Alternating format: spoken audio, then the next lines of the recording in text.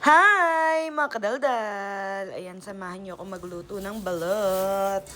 Ilang piraso ba tong nabili ni Mang Isko na balot?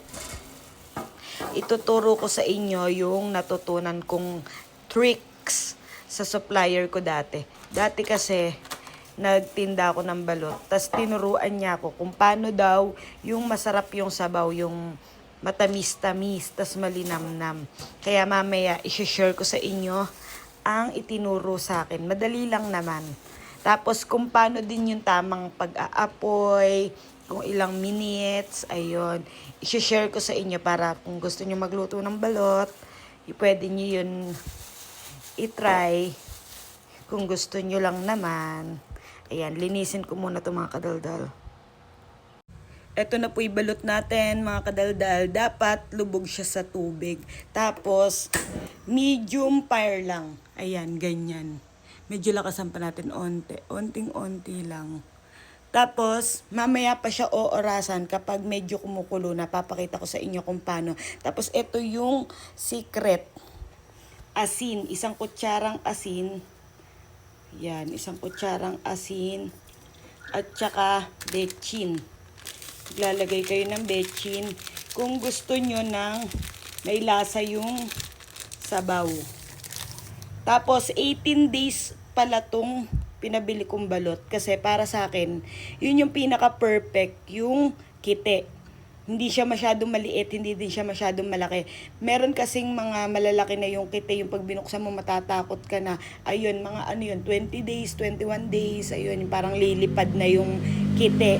Eto, saktong-sakto lang, hindi malaki, hindi masyadong malaki. Ay, hindi maliit, hindi masyadong malaki. Sakto like iti ng 18 days. Di ko sure, pero yeah, ganun ang pagkakaaral ko sa balot nung nagtitinda ko. So, ayan na. Hihintayin lang natin yan. Kumulo-kulo ng konti, tas hihinaan na ng sobrang hina yung apoy. Ayan mga kadaldal, pagka ganyan na po yung itsura niya, hihinaan na po natin siya ng sobrang hina, as in, ay namatay. Ayan, mga ganyan lang kahina.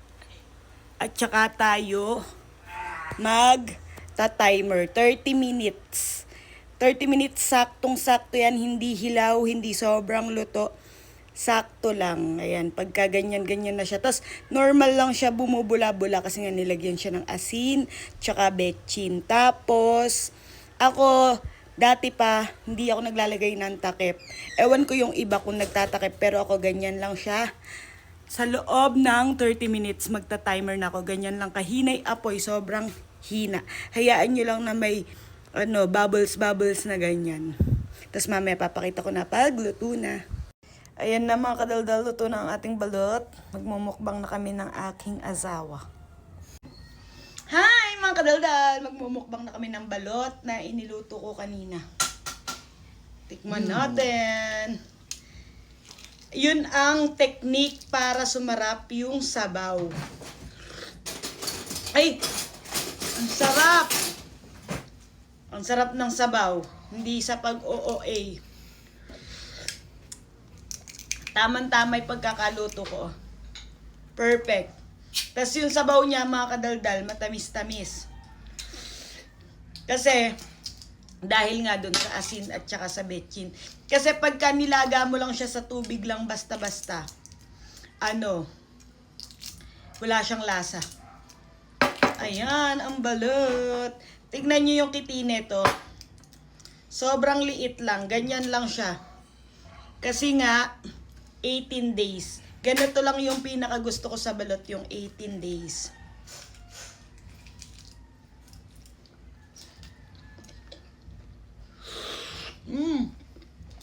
Sarap.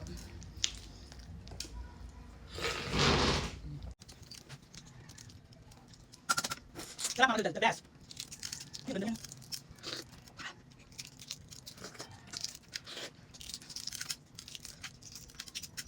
Ganda ng balot to. Perfect. Ang perfect ah. Try so, hindi masyado.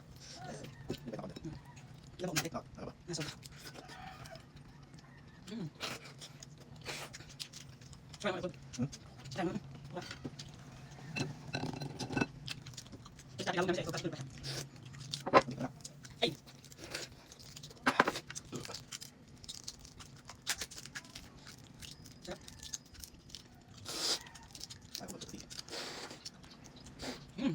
Bilis mo na, iwan agad.